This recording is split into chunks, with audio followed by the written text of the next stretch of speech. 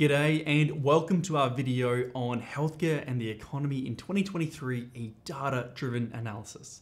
Now, before I get into this video, please, if you haven't already, subscribe to the channel, give this video a like. It really helps us. It helps to expand our reach and to help more people, to help more clinic owners like yourself. Thank you very much for doing that. Let's jump straight into it. So what is on the agenda in today's video? We have, will there be a recession in Australia in 2023? I'll give you my interesting prediction. What happens to healthcare businesses during an economic downturn? And going through the data of what's happened historically here. Should you be scared? Should you be worried? And what should you be focusing on in 2023? And stay around to the end. You're going to want to stay around because I go through what I'm getting people to focus on in 2023 to ensure success no matter what happens in the economy.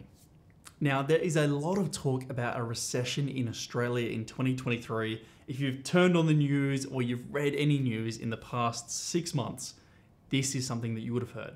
But what is a recession? So technically, a recession is when the GDP goes down for 2 quarters in a row. When that happens, we call this a technical recession. Now, you can have an economic downturn where things get a little bit worse economically, but it's not technically a recession. And so keeping in mind that just because something has a technical term or doesn't have a technical term, it can still have impacts on the broader economy. So what is being portrayed by the media at the moment? Because I found this really interesting. It's very much doomsday. If you've ever turned the news on, if you're looking through anything at the moment, you're gonna hear some pretty bad things. So what are they saying? Interest rates have risen from their lowest point in history, which is very true, at their fastest pace ever, which is also true. People can't afford their home loans, is something that's getting thrown around a lot. More interest rates are predicted in 2023, and the Reserve Bank has said they have predicted those. Unemployment rates are going to go sky high as interest rates go up and businesses lay people off. The housing market could drop another 10 to 20% in 2023. Inflation is stubbornly sitting at 6.9% and they're struggling to get it down, and we're gonna have a recession. That is what's being portrayed in the media at the moment.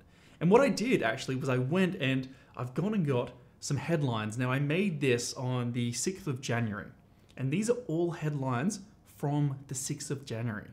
Okay, so this wasn't over a week or over a month or over a few months. This is all from one day on the front page of news.com.au. So let's jump into it. Critical, house prices to plunge 20%. Australian homeowners should be bracing for a September bloodbath on the housing market where a 20% price plunge is pretty much inevitable. That's September 2023.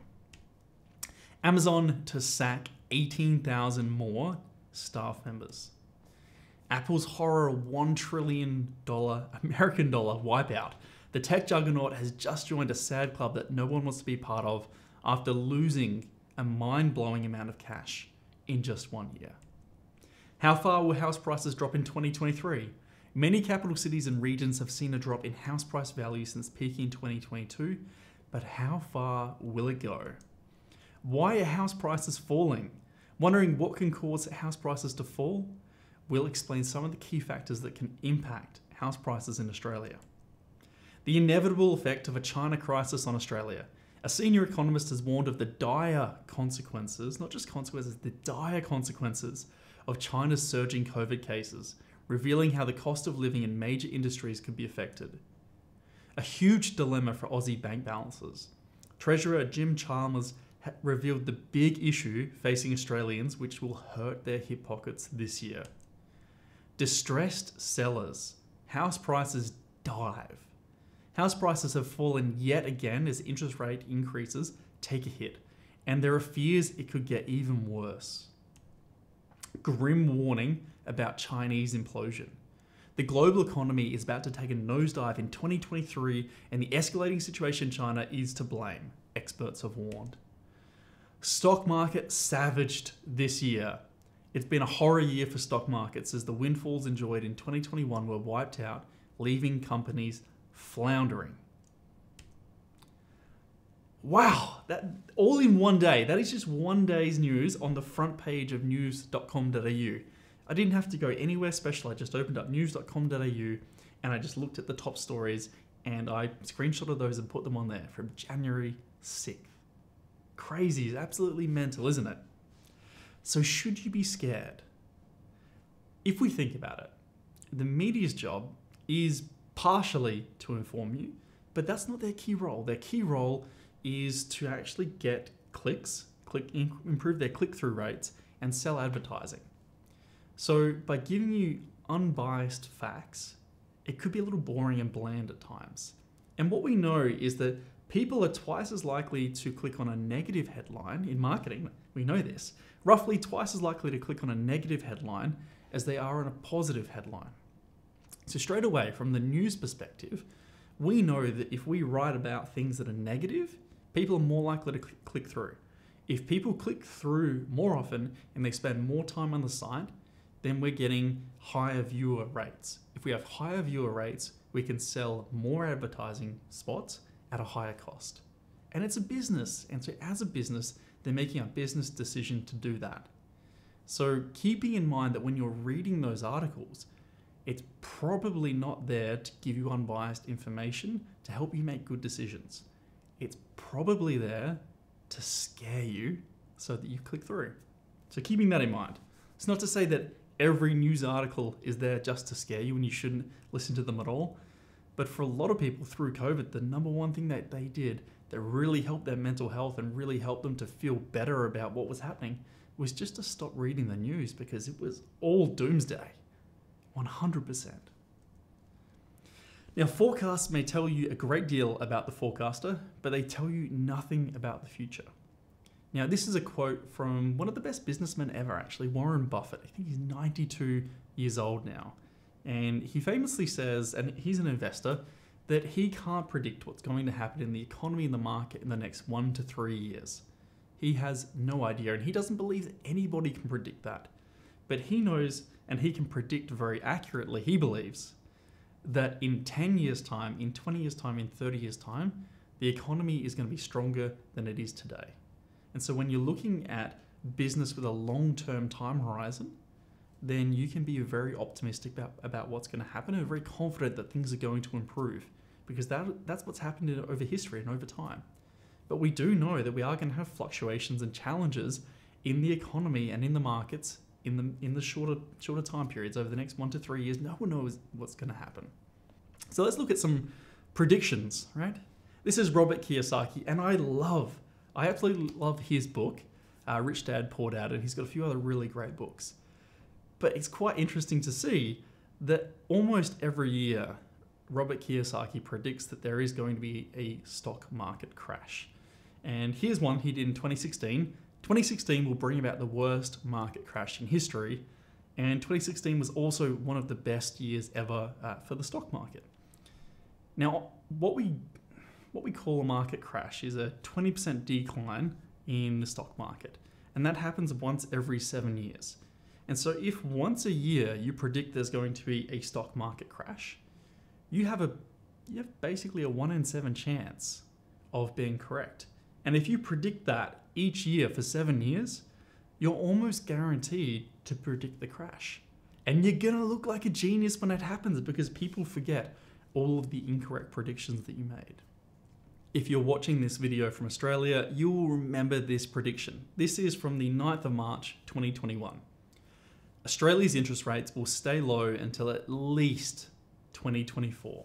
And this is from Philip Lowe, who is in charge of the Reserve Bank in Australia. The Governor of Australia's central bank is continuing to emphasise that the record low interest rates are fueling a surge in property prices will be part of the landscape for several years, because there's no prospect of rapid bounce back in wages growth. They're going to stay at these historic lows until at least 2024, because there's no prospect of wage growth hitting more than 3% before that time. Now, looking back, it's 2022, it's the 6th of January. Looking back now, we know that is incredibly wrong, because just over a year after this statement, midway through 2022, interest rates started going up because inflation was at all-time highs. And as interest rates started going up, they had to go up really, really fast.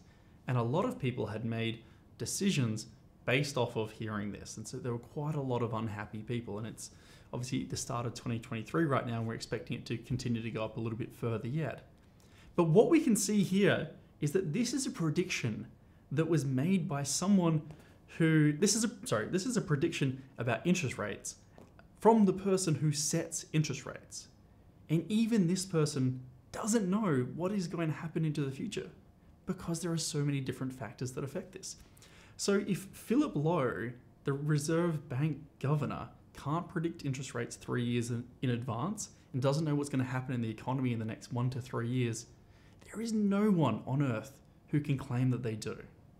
I hope you're seeing where we're going with this now. So what does the data say when we look at it objectively?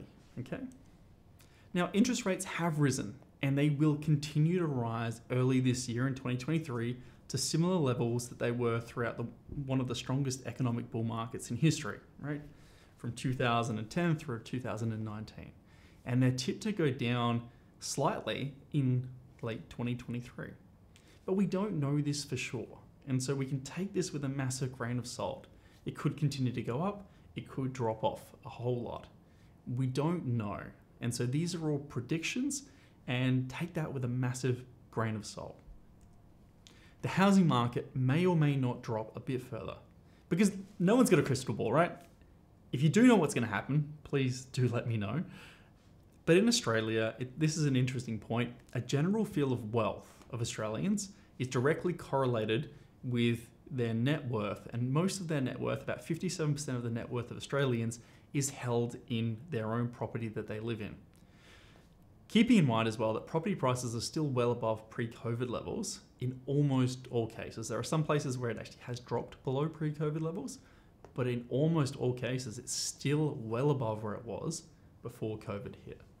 And so when we're looking at this, if we look at Australia over the basically 2 years, had a 24.6% increase in housing prices.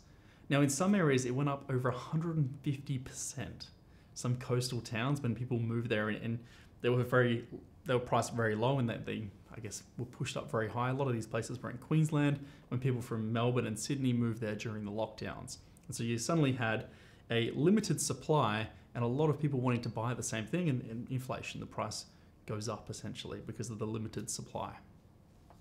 But what we can see is this was February 2022, 24.6% up. Now, we do know that it has come down since then, but it still has a long way to come down to get to where it was pre-COVID. So even though we have seen decreases in all states now of property prices, it doesn't necessarily mean that people are worse off than they were 2 years ago. Now, you may be wondering, won't interest rates crush consumer spending? Will people no longer have enough money to come and spend at your healthcare clinic because interest rates are rising? And it's a good question to think about, because the whole idea of raising interest rates is so that people have less discretionary income that goes down, and so you have less people fighting over the same amount of goods, which is going to put a downward pressure and decrease inflation. That's the monetary policy that is in place at the moment, essentially. But when we look at the data actually helps us to understand what is happening and what is likely to happen. Because if you just listen to the media, they're going to tell you that no one can afford anything anymore and businesses are going to go under because people aren't going to spend any money. But it's simply not true. So more than a third, so about 35% of Australians, Australia's 9.8 million homes are owned with a mortgage. So only 35% of people who are living in a home that they own have a mortgage. Just under a third, so 31%, are owned outright and 30% are rented. So 31% of people who live in a home in Australia are unaffected by interest rates going up because they don't have a mortgage on their house. And so those people are going to continue to spend in the economy, and they'll probably increase their spending because other people are decreasing, so things become cheaper. Now, if we look at who those people are, those people, if you look at it on a graph, are more likely to be older. So the older someone gets, the more likely they are to move towards complete home ownership, and the younger someone is, the more likely that they are to have a mortgage. It makes sense when you think about it like that. And when we think of healthcare, a lot of the time for a lot of the clinics we work with, we're working with people who are older.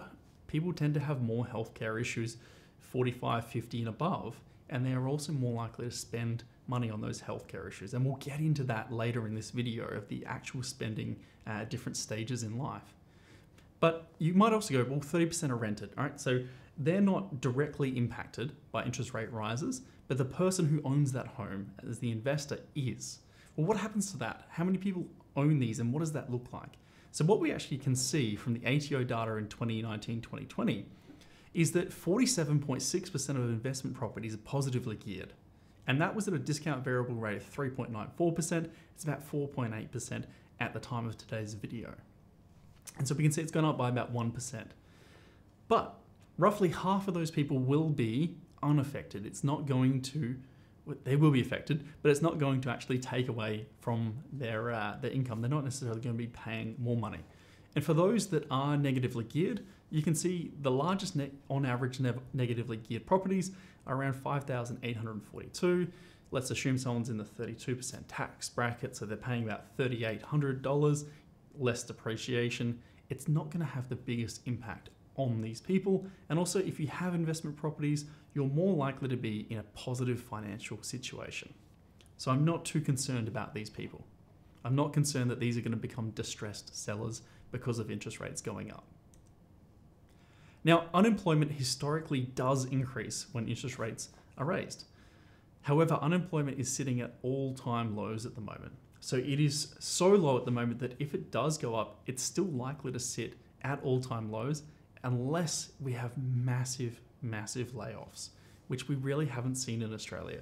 Overseas, we have seen some reasonable layoffs at tech companies, but when you actually look at the numbers and look at the data, what's happened is they hired so much through the COVID boom, these tech companies, and they have let people go, but they still have way more employees than they did pre-COVID.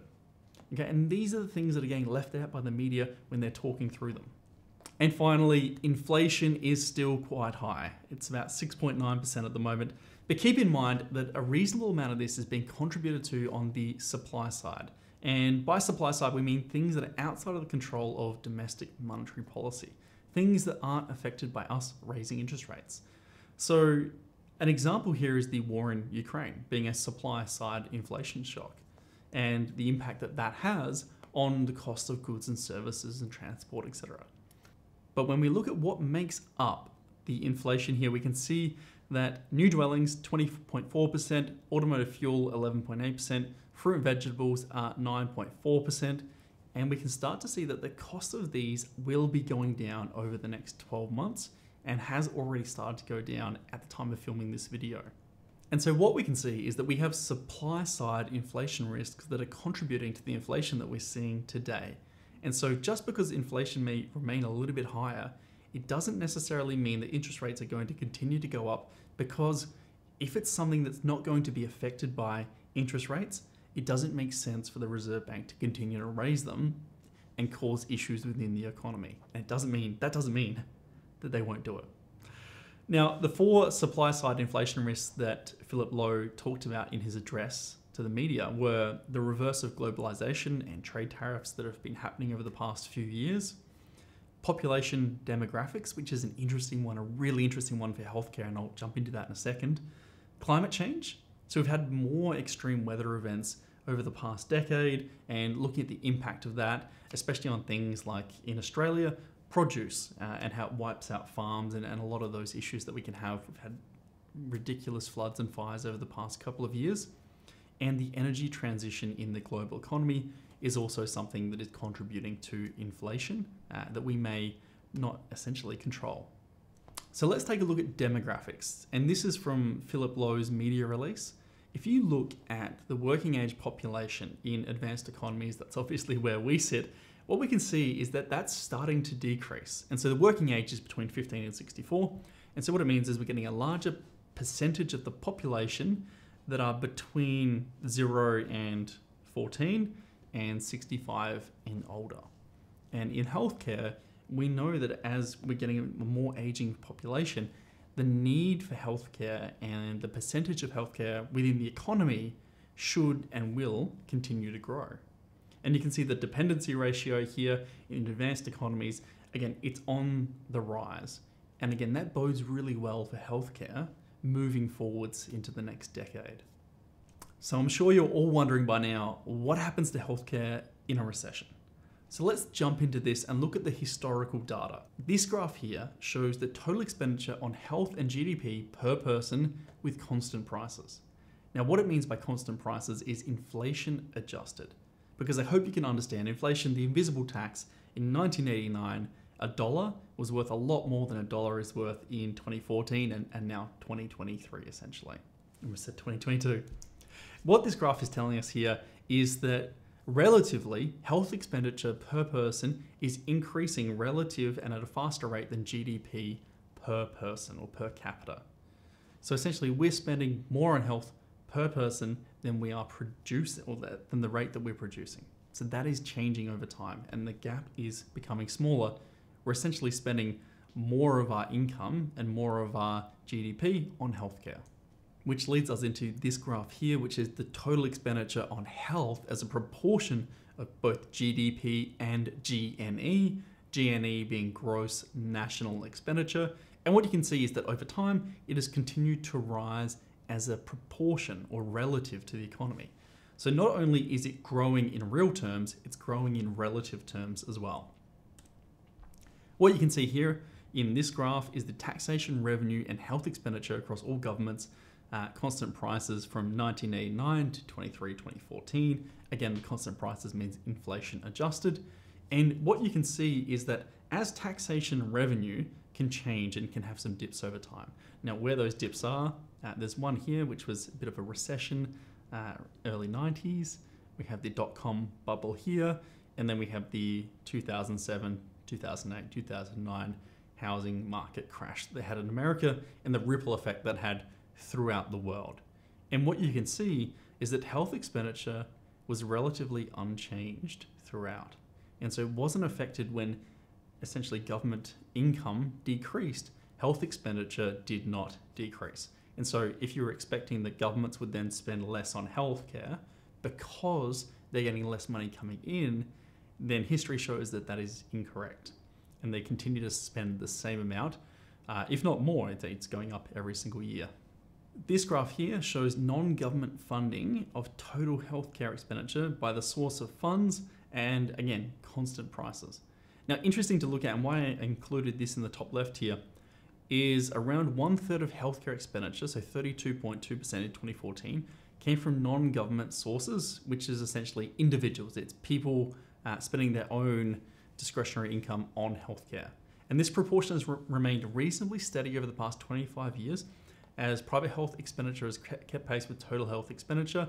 And the main components of private health expenditure are private health insurance, outlays, less government rebates, co-payments, etc. Expenditure on all these components has increased substantially in real terms, though growth has varied from time to time. For example, in response to changing government policies, such as the introduction of incentives to encourage the uptake of private health insurance in the late 1990s, and there's been another one recently too. But what we can see here is essentially, over time, we've continued to spend more and more on healthcare, and it has continued to increase. We can see the dark solid line here. Individuals has continued to go up throughout time. We had a minor blip here, we can see, but all in all, spending goes up year on year. This graph here shows individual net worth and average annual income. And again, this is normalized for inflation, and we can see that that has continued to rise, but net worth has increased at a much faster pace. And that's because most of an Australian's net worth is in their own property or in investment properties that they own. Now, this is important when we're looking later at how people spend according to how wealthy that they feel. What we have here is individual net worth and non-government health expenditure per person, again, normalized for inflation. And we can see with the solid line, non-government health expenditure per person, which is people spending their own money on healthcare, has continued to go up over time. And we can see that the net worth line, which is again most likely going to be property, but also maybe shares as well. But typically most Australians have a property, has varied over time, but it hasn't had any material impact on the spending on healthcare that people have had. So it's interesting to look at that even though here we had quite a big dip, and this was 2007, 2008, in people's net worth. Most likely they saw their stocks go down or their properties go down in price. But over that same period, we had growth in what people were spending on their healthcare. So even if we do in 2023 see house prices go down and people feel less wealthy, although they're less likely to spend on discretionary things, people are not seeing healthcare as discretionary, and they're continuing to put money into this, and it's continuing to increase year on year. In this graph here, we can see the average annual income and non-government health expenditure per person, again normalized for inflation.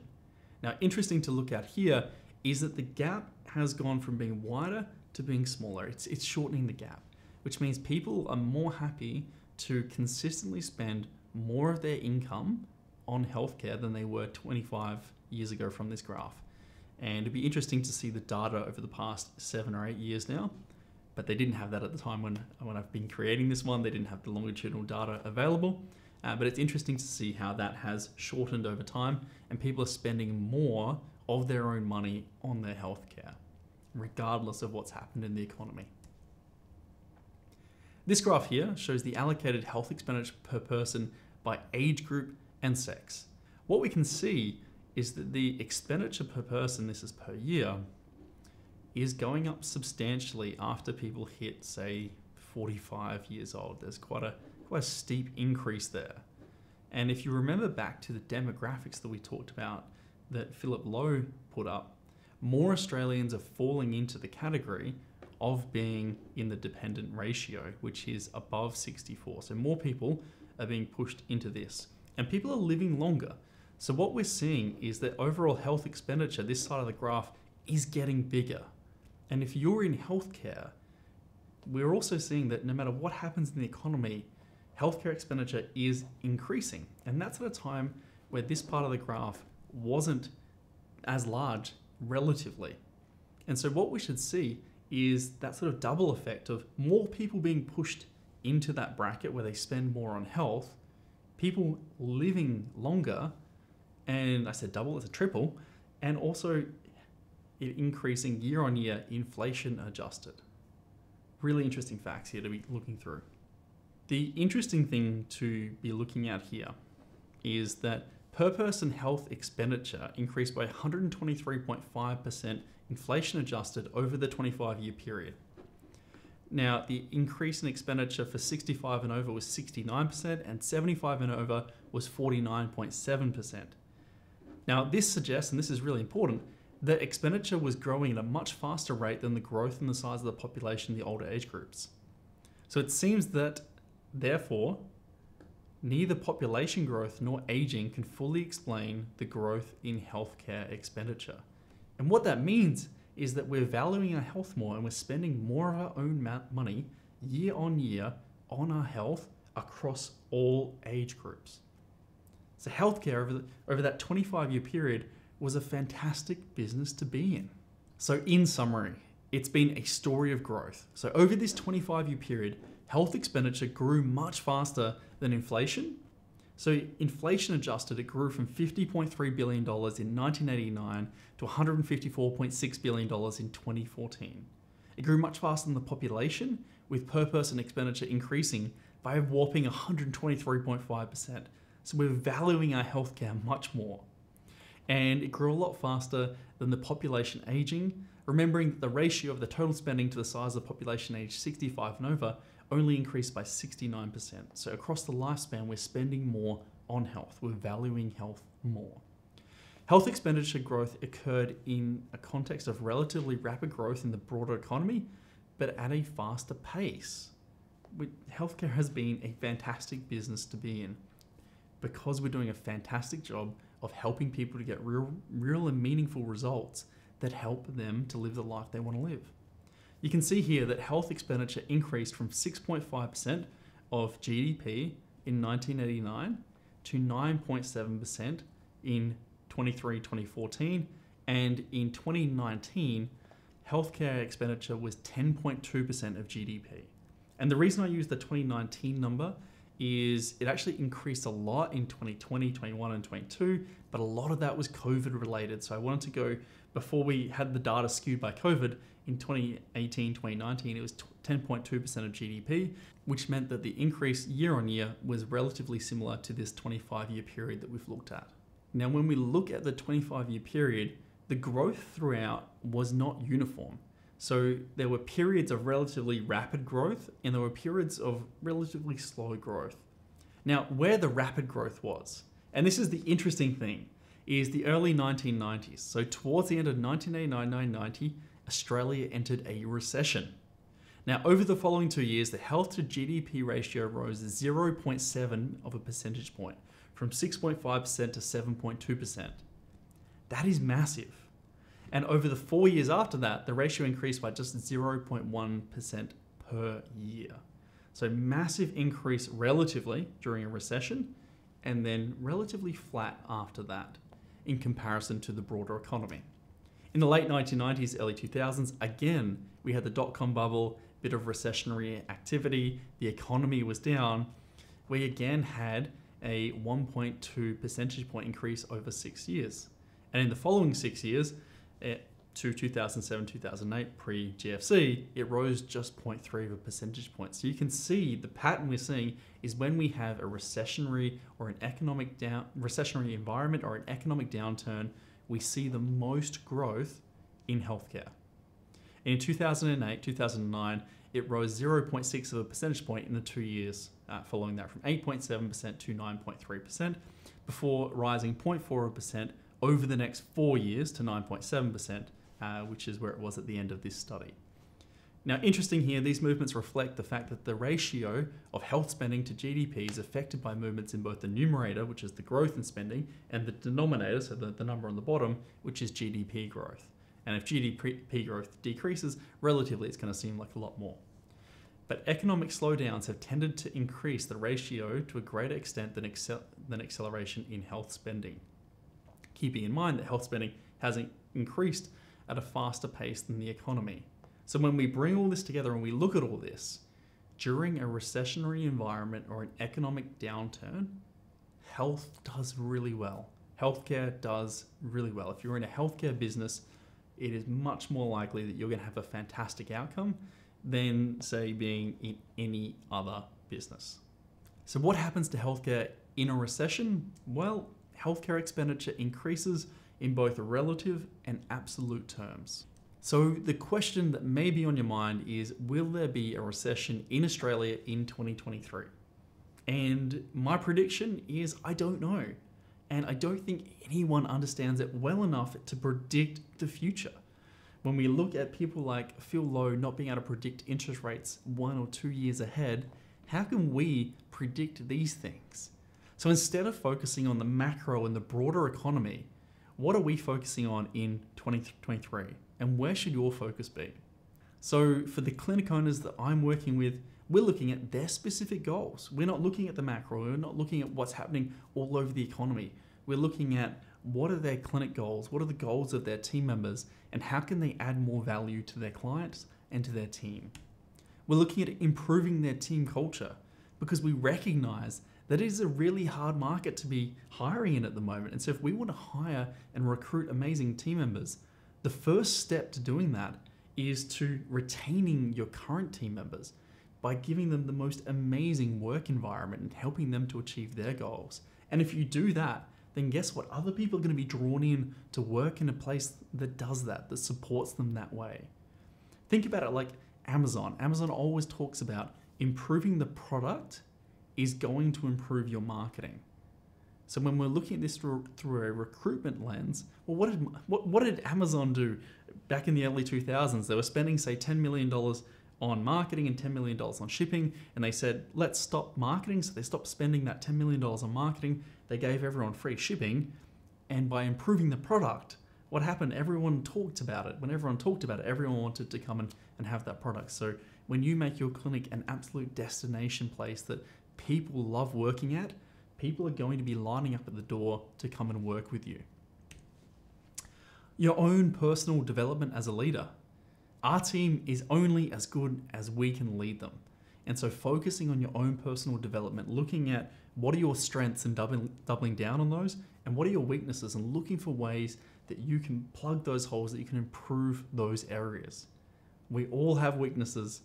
Reflecting on those and planning ahead and making sure that you're working on yourself as a leader. Refining your client experience. How can you surprise and delight your clients? How can you make it the most amazing experience that they've had? And at the end of this, I'll have a little video attached to this from Warren Buffett himself, talking about how businesses survive and how businesses thrive over the long term from his experience in his 92 years. Building your brand, focusing on making sure that when people see your brand and see your name in the community, that it makes them feel a certain way and it makes them feel the way that you want them to feel. And solving problems for your ideal clients and your ideal team members. And that's what business is, right? It's solving problems for people. We solve problems for our clients. Someone may come to us with pain. They want to get rid of that pain. They come to us and they're having issues with speech, and they want to get rid of those issues. Team members come to us because they have problems with where they're working now. They may not see them as problems, but they have challenges, and how can we fix them for them? They may be working somewhere where they love it, but there's no pathways available into leadership and senior pathways and mentoring people. And we solve those problems by offering those pathways. If you've made it this far, thank you very much. Don't forget to give this video a like if you enjoyed it, and subscribe if you'd like more videos like this in future. And if you stick around for a couple more minutes, I'm going to show you a video on client experience and really delighting the people that do business with you. I hope you have a fantastic day, and I'll see you in the next video, my friends. Give them your best advice, inspire them, let them know what you think, what you've learned along the way in terms of how to scale up a business, how to really make it grow. A little encouragement is always good as well. And Mr. Buffett, we'll start with you. Well, tomorrow morning, when you look in the mirror after you've gotten up, just put it in lipstick or whatever you want on the mirror, and just put delight my customer. Not satisfy my customer, delight my customer. Any business that has delighted customers has a sales force out there that you don't have to pay, you don't see them, but they're talking to people all the time. Whenever I bought my last car a few years ago, I don't remember how much I paid, but I remember the experience I had. I either went out of there feeling very good about the person that dealt with me, or I felt, next time I'm going to go someplace else. So your customer is going to get to vote, they're going to get to talk, and you want them out there as salesmen for you, and they will be if you delight them.